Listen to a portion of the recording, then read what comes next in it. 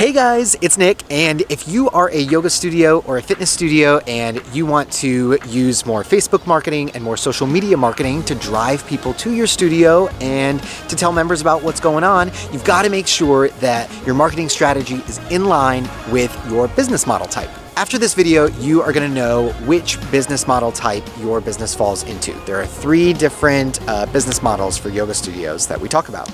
And I have consulted different yoga studios over the years in all 3 business types. So regardless of whether you are a small, intimate studio that is offering workshops and private lessons, or if you are a really big studio with a really big community with lots of people in classes, you're going to know that this is the right move for you, okay? But before we get started, I want to make sure that you subscribe. So you can click the subscribe button on this channel and click the bell to get notifications. And then that way you will be the first to know whenever we upload a new video, okay? So the first business model type is actually the most popular business model type, and that is what I like to call a hybrid model. What this means is that you have some people who sign up for a monthly membership of some type, but it's not exclusive to membership the way a big box gym would necessarily be. You also have people that might buy a certain punch card or a block of classes that they can just drop in at their leisure as long as they use them all up within a specific period of time. The reason I call this hybrid is that it caters to different buying personalities. You have some people that are ready to commit, they're ready to get the best deal, they're ready to really deeply be a part of your community. That's great, we want them there. And then you have people that just for one reason or another, they just want to be able to drop in, they don't know when they're going to be out of town for maybe 2 weeks at a time. A month-to-month membership or monthly commitment doesn't really make the most sense for them given their fitness goals and just what they like to do to stay active. But they do really like your studio and they want to be there. So you want to offer both of those and be able to cater to both options, okay?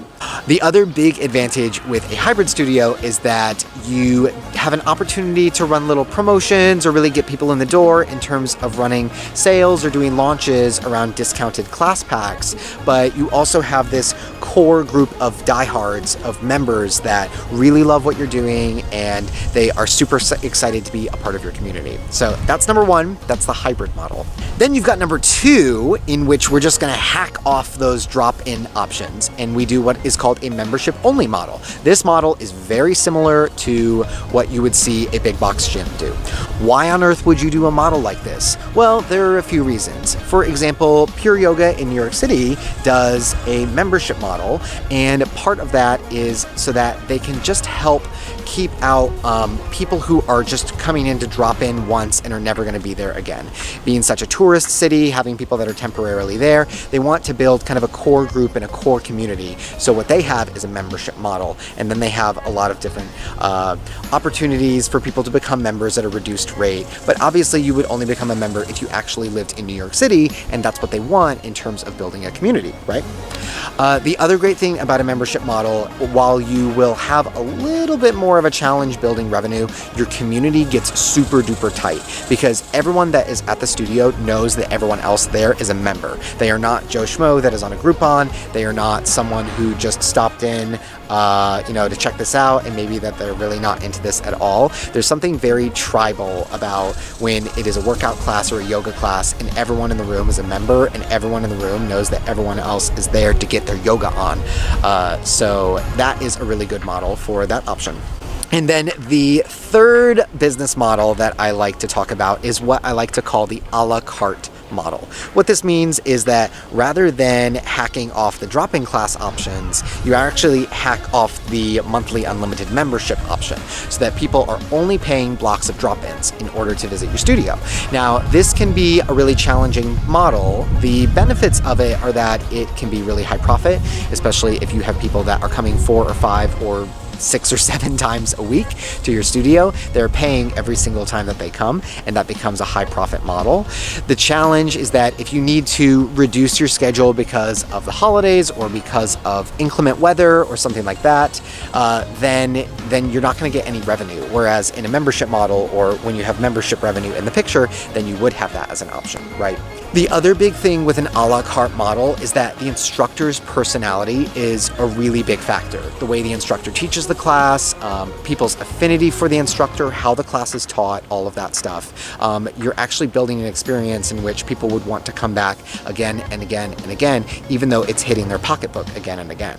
So a la carte model can be a really nice option. You can also use a la carte model if you are, let's say that you have some kind of workshop or workshop series going on, or perhaps you're not a yoga studio, you do yoga and personal training, or you are yoga but you also offer some other disciplines like Pilates where there's a limited number of machines, right? One of the biggest factors in business model type for a yoga studio is capacity. So if you have a studio, perhaps you have a really small, intimate space in which you could only take 12 or 15 or 20 students in a class, you'll need to think about the pros and cons of having an unlimited membership option, because what can actually happen is you start to get too many members and then your peak times are in really, really high demand and it's impossible to get into your peak time classes, okay? So if you are a lower capacity studio, that's fine. It just means that your revenue per head, so to speak, or your revenue per mat, let's say that, it needs to be a little bit higher in order to justify the smaller amount of space. Whereas if you are a high capacity model and you could take 80, 90, 100 people in class, your yoga studio is a warehouse, then you can definitely offer a lower membership option and get a lot of people in the room and have a bigger, juicier experience. So that is it for this video. Really quick video. You want to concentrate on which business model makes the most sense for you and then tailor your marketing strategy specifically to that business model type. So that is it for our business models video.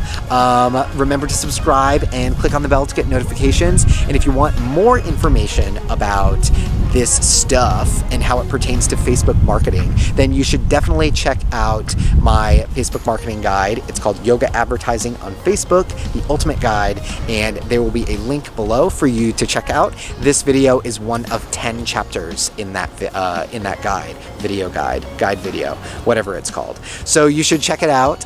The link is below, and otherwise, I'll see you guys soon.